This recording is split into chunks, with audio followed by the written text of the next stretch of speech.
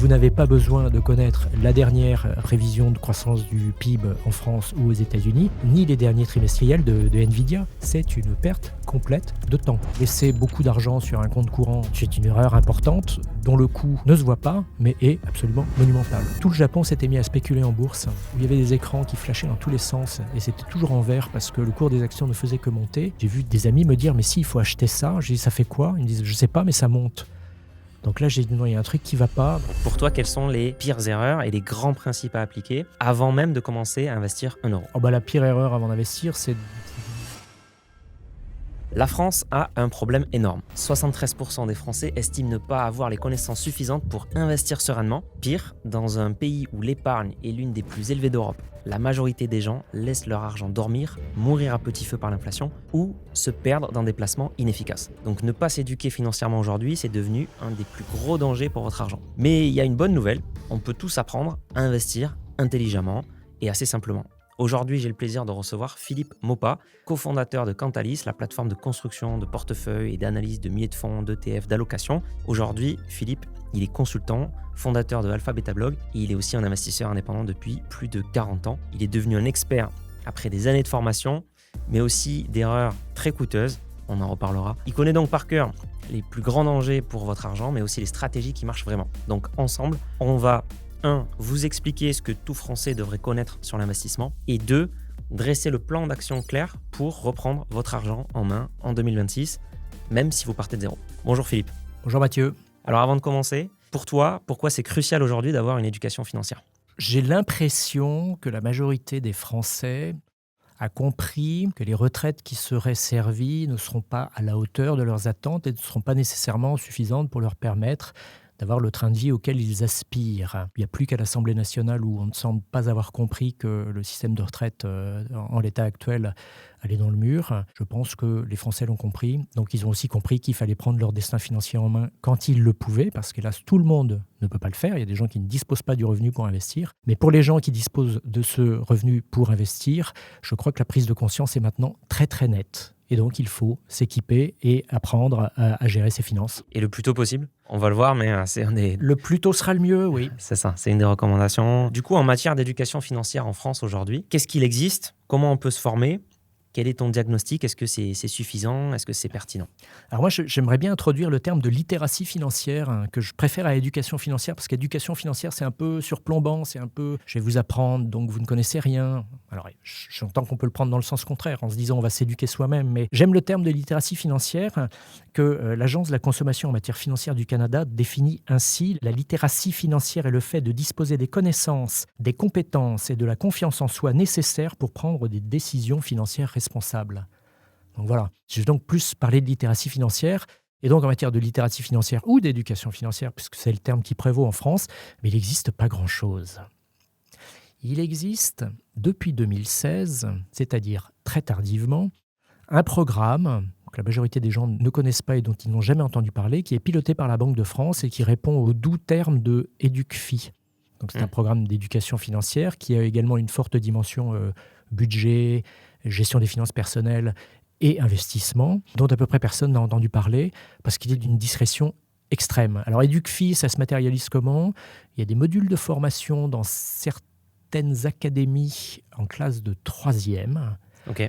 Il y a eu un test dans l'académie de Créteil qui a été étendu à plusieurs autres académies, mais je dois avouer que tout féru que je sois d'éducation financière, je ne trouve aucune information mise à jour sur les résultats de ce programme d'éducation financière. Donc on va dire que EducFi, piloté par la Banque de France, ça a le mérite d'exister, mais on ne sait pas trop en quoi ça consiste, ni si ça marche.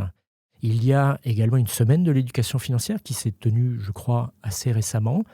J'ai rien vu. Il y a ça et là des modules soi-disant pédagogiques qui sont évidemment généralement fournis par l'industrie de la gestion et de la distribution de produits d'investissement, qui est évidemment jugée partie, et donc qui a intérêt certes à avoir des consommateurs un petit peu éduqués, mais pas nécessairement sur tous les sujets. Donc on va dire que la France est très, très en retard pour des raisons institutionnelles, si l'on pense que c'est la responsabilité de l'État, des pouvoirs publics, que d'améliorer le niveau d'éducation financière des Français. Donc c'est une espèce de table rase sur laquelle il n'y a rien de très probant. Et effectivement, la conséquence de tout ça, mais c'est un peu le cas dans tous les pays du monde, C'est que nous déclarons, nous Français, avoir un niveau de compétences financières insuffisant pour pouvoir investir sereinement. J'ai appris récemment que sous la Troisième République, on apprenait les intérêts composés à l'école. Et ça a disparu, mais Éducfi a encore du chemin à parcourir. Outre les initiatives de l'État, qu'est-ce que tu penses des médias, de leur rôle dans l'éducation financière et également de la montée en puissance des créateurs de contenu, comme du coup cette chaîne S'investir et de tous les autres finfluenceurs, comme on les appelle? Alors commençons par les médias traditionnels, que moi je suis assez vieux pour avoir connu sous leur forme papier. Je me souviens avec émotion que nous épluchions dans notre école de commerce la vie française, devenue la vie financière, puis défunte depuis. Je me souviens avec émotion que le revenu, a longtemps été au sommet de sa forme jusqu'à ce qu'il ne le soit plus et qu'il soit repris à la barre du tribunal de commerce. Donc la presse destinée aux investisseurs privés traditionnels, qui était papier, qui a un petit peu migré sur Internet, n'est pas en forme. Elle n'est pas en forme parce que le lectorat vieillit, le lectorat meurt, et qu'il n'y a pas de renouvellement auprès des générations plus jeunes qui n'ont aucun intérêt à lire sur du papier ou même sur un support Internet des recommandations boursières qui sont d'une pertinence assez moyenne. Je pense qu'il serait intéressant de benchmarker les recommandations des journalistes financiers à celles des analystes financiers ou des gérants actifs, et qu'ils sont sans doute pas meilleurs et sans doute bien plus mauvais. Donc la presse financière traditionnelle n'a pas pris le virage des nouvelles générations. Il y a de la presse web native qui est à peine meilleure parce qu'elle répond au même code. Que cherche un média ? Il cherche des yeux, des paires d'yeux pour vendre une audience à des publicitaires qui sont des gens qui vendent des produits de placement envers lesquels il ne faut surtout pas être trop critique. Donc vous avez un contenu qui n'est pas très très intéressant, qui n'est pas très critique et qui est rarement éducatif parce que l'éducation, ça embête les gens, ça ne fait pas des clics et ça ne permet pas de vendre de publicité. Donc sur le segment de la presse traditionnelle et de la presse plus récente, il n'y a pas grand-chose à attendre pour les investisseurs privés. Ce que montrent les différentes enquêtes faites par BlackRock sur les ETF, où on interroge les investisseurs en termes de sources d'information, et la presse est assez loin derrière les sites spécialisés qui fournissent avant tout de la donnée quantitative sur les ETF, par exemple. Et il y a l'émergence de cette population fascinante pour quelqu'un de mon âge, qui est celle des influenceurs de la finance, les finfluenceurs, où le plus catastrophique, qui est aussi le plus fréquent, côtoie le meilleur, qui est aussi le moins fréquent. Donc vous avez des individus extrêmement inintéressants qui postent des vidéos inspirantes depuis Dubaï, depuis des voitures extrêmement chères pour vendre des formations de trading très très chères permettant de devenir riche très très vite. Et puis vous avez des gens qui font un travail beaucoup plus sérieux, un travail de fond, et qui ont trouvé le ton pour s'adresser à des digital natives qui n'ont aucune envie de lire la presse traditionnelle. Le problème, c'est que le pire côtoie le meilleur. Le problème, c'est que les finfluenceurs sont très légèrement régulés, voire pas du tout. Il y a une petite formation obligatoire pour certains influenceurs qui leur permet de comprendre qu'il faut dire quand ils sont payés pour dire du bien d'un produit. C'est la seule. Il n'y a aucune régulation, aucune obligation en matière de compétences. Et c'est aux particuliers consommateurs de contenu de faire sa religion. Et ce n'est pas toujours très facile parce que parfois les gens sont d'admirables parleurs, les vidéos sont extrêmement bien mises en scène et le contenu est épouvantable. Et parfois le contenu est très bon. Et les gens parlent très bien, et les vidéos sont très bien mises en scène. Donc le pire côtoie le meilleur, et il n'est pas toujours très facile de trier le bon grain de livret quand on n'est pas un spécialiste soi-même de la finance. Et comment, selon toi, on peut trier le bon grain de livret ? Mais je ne sais pas. C'est compliqué. Oui, il faut avoir soi-même un assez bon niveau technique pour être capable de faire la part des choses. Et par définition, quelqu'un qui cherche à s'éduquer n'a pas ce bon niveau technique. Donc, je n'ai pas de réponse à cette question. Et je me garderai bien de dire des noms tant des mauvais que des bons, parce que ce n'est pas mon rôle. Moi, il y a une recommandation que je donne souvent, c'est est-ce que aussi le discours, il est plus porté sur les promesses de gains, de richesse, etc. Ou est-ce qu'il est porté sur de la pédagogie ? Comment on fait ? Comment on fait pour mettre toutes les chances de son côté ? Rentrons dans le concret, et avant de parler même d'investissement, il y a des choses à faire, notamment au niveau de ses finances personnelles, peut-être au niveau de son budget. Pour toi, quelles sont les pires erreurs et les grands principes à appliquer avant même de commencer à investir 1 euro ? La pire erreur avant d'investir, c'est d'avoir de l'argent à investir et de ne pas l'investir. Donc ça s'appelle un coût d'opportunité, c'est absolument considérable. Mais comme ça fait pas mal, on ne le voit pas, mais laisser beaucoup d'argent sur un compte courant, par définition non rémunéré en France, c'est une erreur importante dont le coût, encore une fois, d'opportunité ne se voit pas, mais est absolument monumental. Il y a 750 milliards sur des comptes à vue, des dépôts à vue et des comptes non rémunérés en France. En moyenne, c'est 25 000 euros par foyer. C'est énorme. Oui, alors c'est une moyenne qu'il ne faut absolument pas regarder en l'état, il faudrait la médiane. Cette moyenne, elle est complètement déformée par le fait qu'il y a quelques comptes qui la tirent vers le haut, qui ne sont pas représentatifs de la population totale. Donc il faudrait une médiane. Mais il est néanmoins vraisemblable qu'il y a beaucoup trop d'argent pour certains individus et collectivement sur des comptes courants non rémunérés, oui, bien sûr. Donc ça, pour toi, c'est la pire erreur. Donc c'est d'attendre, c'est de rien faire, c'est de voir juste l'inflation grignoter son épargne. Et ce coût d'opportunité aussi, il n'y a pas que l'inflation finalement, il y a aussi, si j'avais investi, j'aurais pu peut-être faire fructifier mon argent, gagner des intérêts sur la durée. Bien sûr. Alors côté investissement maintenant, quels sont selon toi les grands principes que tout Français devrait connaître? On n'a pas de rendement sans risque. Sur très longue durée, les actions délivrent une performance nette d'inflation supérieure à celle des obligations, qui délivrent elles-mêmes une performance supérieure à celle des liquidités investies à court terme, qui délivrent elles-mêmes une performance supérieure à celle des liquidités non investies. Les ordres de grandeur, d'après une étude récente de Deutsche Bank, c'est 5,4% par an pour les actions nettes d'inflation, 2,8% pour les obligations, 1,9% pour les liquidités et moins 2,8% pour le cash non investi. Donc ça, c'est un calcul du niveau moyen d'inflation depuis 2 siècles dans une cinquantaine de pays du monde. Donc 2 siècles, c'est très long. C'est des ordres de grandeur qui sont corroborés par d'autres études qui peuvent être celles d'UBS, Global Investment Yearbook et d'autres sources. Donc la hiérarchie des placements, c'est actions, obligations, monétaire court terme, et le pire à faire, c'est de ne pas investir. Donc une fois que vous avez connaissance de ça, vous vous exposez en conséquence de cette hiérarchie des rendements, en commençant le plus tôt possible, en ne prenant aucune décision en termes de timing. Il n'y a pas de bon ou de mauvais moment pour investir, parce que chercher le bon moment, c'est attendre un moment qui n'arrive jamais, ou une fois que vous êtes sorti parce que vous pensez que ce n'était pas le bon moment pour être investi, vous ne rentrez jamais parce que c'est jamais le bon moment pour rentrer. Donc automatisez au maximum la prise de décision pour que vos affects personnels n'influent pas sur vos décisions d'investissement et être exposé à des véhicules aussi diversifiés que possible pour des frais aussi bas que possible. C'est tout. C'est simple. Tu peux expliquer pourquoi c'est très important de bien diversifier? Parce que la diversification, c'est la réduction du risque. Vous avez 2 possibilités extrêmes pour investir. C'est vous dire, il y a 8 ans, je sens que Nvidia va devenir un truc très très gros. Donc je mets tout sur Nvidia, ou c'est vous dire, je suis incapable de d'identifier le prochain Nvidia, et donc je vais acheter toutes les valeurs du marché américain, ou toutes les valeurs des marchés développés dans le monde entier, ou toutes ces mêmes valeurs en plus avec les petites et moyennes capitalisations. J'ai donc 5000 sociétés dans le monde entier qui sont dans l'indice MSCI World Investable Market, et je les achète toutes, comme ça. 1, j'ai le Nvidia de demain. 2, j'ai les daubes de demain.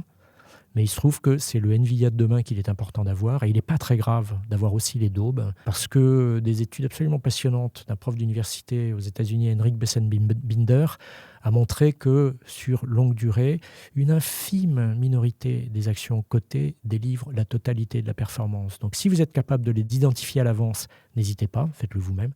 Si vous n'en êtes pas capable, confiez la tâche à un indice totalement diversifié, vous serez sûr de tout avoir.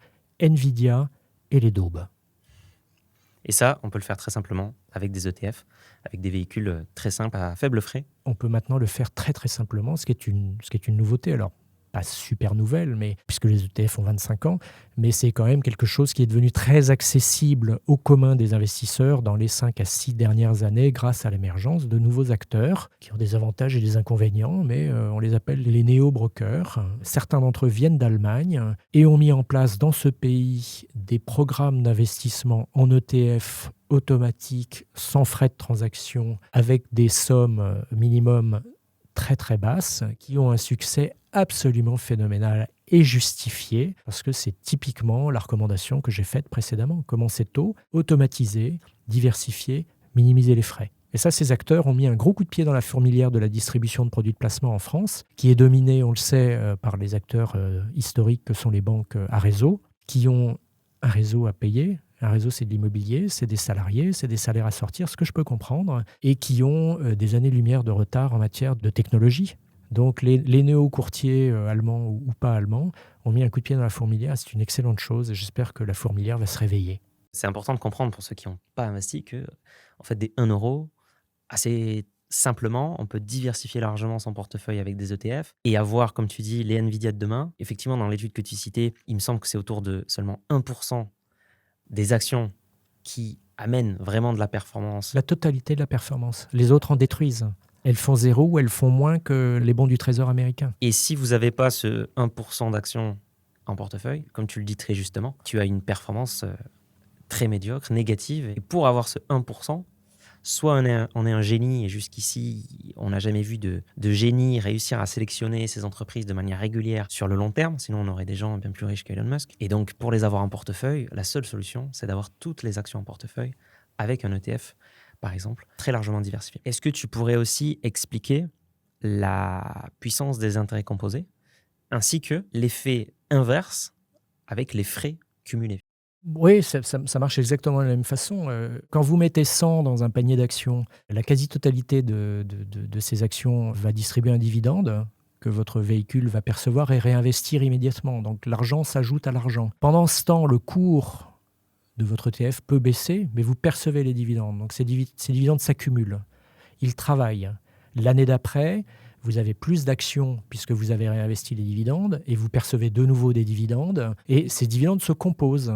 L'argent s'ajoute à l'argent et travaille au fil du temps. Avec les frais, c'est exactement la même chose. C'est-à-dire que quand vous avez un véhicule qui vous facture 2% de frais de gestion, qui est un niveau de frais assez usuel pour un fonds action géré activement, eh bien vous perdez 2% de performance tous les ans qui vient en déduction de celle du portefeuille de votre gérant. Et ces 2%, c'est moins d'argent qui travaille et vous les payez de nouveau l'année d'après. Donc les intérêts ou la capitalisation des intérêts, ça marche aussi pour les frais, ça marche dans les deux sens. Donc il me semble important de minimiser les frais pour minimiser la traînée sur votre portefeuille et l'effet négatif sur votre portefeuille des frais, et puis maximiser la diversification pour éviter les accidents industriels propres à un portefeuille trop concentré. Et si le portefeuille d'actions rémunère sur la durée du 6% par an, mais que le gérant actif prend 2%, en fait, il ne faut pas voir 2% comme des petits pourcentages. C'est un tiers de la performance qui est pris. Absolument. C'est 33% de frais finalement. Oui, c'est effectivement comme ça qu'il faut le voir, parce que c'est 6% par an, c'est évidemment hors frais. C'est quelque chose qui est inatteignable par le commun des investisseurs. Il ne fera jamais 6%. En revanche, il pourra faire 6% moins 0,1% de frais dans un ETF. Voilà. Ce qui est mieux que 6% moins 2% de frais chez un gérant actif. Quelles sont maintenant pour toi les pires erreurs que tout Français devra éviter en termes d'investissement? Chercher à faire du market timing, sous ce nom peu français se cache le fait de vouloir choisir le bon moment, bon entre guillemets, pour entrer ou sortir d'un marché. Or, il est extrêmement difficile de trouver le bon moment pour entrer ou pour sortir, donc il vaut mieux éviter de le faire. Donc ne pas faire de market timing, ça veut dire investir tout le temps et régulièrement, et le plus tôt possible, de par la magie de la capitalisation, des intérêts ou des dividendes. Plus tôt vous commencez et plus tôt vous bénéficierez de cet effet positif. Donc ne pas chercher le bon moment et fuir le trading comme la peste. Individuellement, nous sommes des traders épouvantables. Les études universitaires le montrent année après année. Plus vous faites de transactions quand vous êtes un investisseur individuel et plus vous détruisez de la performance. Pourquoi ? Parce que les transactions, ce sont des frais. Même si certains courtiers ont supprimé les frais de transaction, notamment aux États-Unis, vous allez payer des frais qui sont des écarts entre le prix d'achat et le prix de vente proposé par l'intermédiaire sur le marché sur lequel vous achetez. Et puis, de surcroît, le particulier non professionnel, par définition, est moins bon que le professionnel et il va faire des erreurs multiples. Notamment sortir du marché. Si on fait trop de transactions, c'est qu'on veut aussi sortir du marché. Absolument. Et la plupart du temps, les marchés, historiquement, sont plus haussiers que baissiers. Oui. Et donc, forcément, il y a un manque à gagner si on sort du marché en moyenne. Rester exposé. Donc, tu dis qu'on est des piètres traders. L'être humain, en fait, est plein de biais psychologiques. Comment on gère aussi sa psychologie quand on investit en bourse sur parfois des marchés qui peuvent faire les montagnes russes? On évite d'avoir à la gérer en automatisant toute décision. Quand vous ne prenez plus de décision, vous n'en prendrez pas de mauvaises, un peu par définition. Excuse-moi, c'est la palissade. Donc, pour ne pas être victime de nombreux biais qui ont des noms plus ou moins savants, loss aversion, biais de récence, etc. Même pas besoin de le savoir, hein. Automatiser les décisions d'investissement. Ne pas en prendre une soi-même. Mettre en place un programme de versement qui fait que tous les 3 du mois, 100 € sont pris de votre compte courant pour être investis dans un ETF MSCI World. Tu parles aussi donc des frais. On peut aussi parler de la fiscalité, qui en soi est une forme de frais. Oui. Si tous les ans, on doit payer 30% de flat tax sur ces investissements ou sur ces dividendes, par exemple, qu'on toucherait sur son portefeuille, forcément, c'est, comme tu dis, une traînée en plus. Donc, que doit faire par rapport à la fiscalité l'investisseur? Alors, dès lors que l'objectif du programme d'investissement de long terme n'est pas de percevoir des revenus en chemin, il faut opter pour des enveloppes de détention qui ne versent pas de dividendes pour pouvoir bénéficier, encore une fois, de la capitalisation de ces dividendes. Donc, on appelle ça techniquement, pour les fonds, des fonds de capitalisation qui ne vous versent pas de dividendes et ne vous exposent pas à une fiscalisation de revenus perçus puisqu'ils n'en versent pas. Donc, choisissez impérativement et systématiquement des produits qui ne distribuent pas de dividendes, mais les réinvestissent pour votre compte. Je rappelle que la fiscalité ne s'applique que quand vous externalisez des plus-values, donc quand vous faites du trading. Si vous mettez en place un programme d'investissement et ne faites jamais de retrait, au moins jusqu'au terme théorique de votre programme d'investissement, vous ne serez pas fiscalisé. Vous serez le cas échéant fiscalisé sur un éventuel retour d'un impôt sur la fortune, quel que soit son nom, un impôt sur le patrimoine improductif ou pas, mais qui en l'état actuel des discussions semble ne pas vouloir toucher les actions. Alors toi-même, tu as aussi eu un parcours d'investisseur un petit peu semé d'embûches. Est-ce que tu peux nous expliquer ton histoire et ton cheminement jusqu'à aujourd'hui sur l'investissement? Alors, on a tous, quand on a commencé à investir, un parcours qui est très déterminé par la période durant laquelle il a commencé. Ce n'est pas la même chose de commencer à investir en 1929 que de commencer à investir en 1980, par exemple. Donc moi, j'ai commencé à investir via mon père au moment des privatisations mises en place par les gouvernements de cohabitation sous François Mitterrand. Donc on parle du début et du milieu des années 1980, où je n'avais aucune culture boursière. Mon père en avait une à peu près aussi limitée, mais un petit peu plus évoluée. Et nous avons religieusement acheté les actions des privatisés. On a écouté Madame Deneuve nous dire qu'il fallait acheter du Suez. Et on a eu droit à 1,5 action de la BIMP, la banque immobilière privée, qui ne doit plus exister. Donc je me suis éduqué passivement en étant réceptacle de campagnes de publicité à ce qu'était une action. Les privatisations, on n'avait pas à acheter. Ça arrivait sur votre compte titre, c'est la banque qui s'occupait de tout. Mais au fil des années, je me suis mis à m'intéresser un petit peu à tout cela. J'ai fait une école de commerce entre 1984 et 1987 et il n'y avait aucun cours de finance personnelle, ça j'en suis absolument certain. Et puis j'ai pas fait d'option finance en 3e année, donc j'avais un niveau qui était assez médiocre, si ce n'est que j'étais dans un club d'investissement avec des amis, donc on faisait semblant de comprendre ce qu'était qu'un compte de résultat, un bilan, sans jamais les ouvrir, sans jamais les analyser, etc. Donc j'avais un vernis extrêmement superficiel. Et puis quand j'ai commencé à travailler, j'avais un revenu disponible me permettant d'investir. Je n'avais pas encore découvert les OPCVM. J'étais en phase d'accumulation d'épargne pour acheter un appartement, donc j'avais un petit peu d'argent sur les SICAV monétaires qui rapportaient beaucoup plus que l'inflation à l'époque, et je spilais en bourse. Et je me suis mis à spiler de plus en plus. N'ayant quasiment pas d'argent en bourse en 1987, le mini-crack de l'époque ne m'a pas du tout affecté, ni ne m'a blessé psychologiquement. J'ai investi de plus en plus au fil des années 1990. Je dois refaire un tour en arrière. J'ai fait ma coopération au Japon en 1988 et 1989, au sommet de la bulle Internet. Tout le Japon s'était mis à spéculer en bourse. J'avais des amis un petit peu plus vieux que moi, des Japonais, qui passaient leur temps dans les boutiques de Nomura, Daiwa ou Nikko Securities, qui avaient fleuri dans toutes les villes du Japon, où il y avait des écrans qui flashaient dans tous les sens, et c'était toujours en vert parce que le cours des actions ne faisait que monter. Ah oui. Et donc j'ai découvert avec fascination que des néophytes pouvaient se transformer en spéculateurs acharnés, et j'ai eu de la chance, ça m'a vacciné. C'est-à-dire que j'ai vu des amis me dire « mais si, il faut acheter ça ». Je dis « ça fait quoi ?» Ils me disent « je ne sais pas, mais ça monte ». Donc là, j'ai dit non, il y a un truc qui ne va pas, donc je ne vais pas faire ça. Bref, je rentre en France, je commence à gagner de l'argent, je me mets à investir. Internet arrive en 1995-1996. La bulle Internet se profile, les valeurs montent. Les premiers courtiers en ligne arrivent. Je me mets derrière mon écran de Minitel d'abord, puis d'ordinateur. Et puis je me mets à acheter des choses les plus épouvantables, des infonies, des infosources.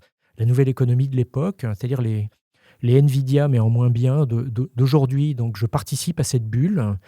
Je passe un temps déraisonnable devant un écran d'ordinateur pendant mes horaires de travail à regarder le cours de mes actions monter. Je me dis, waouh, je suis très fort, je suis très intelligent.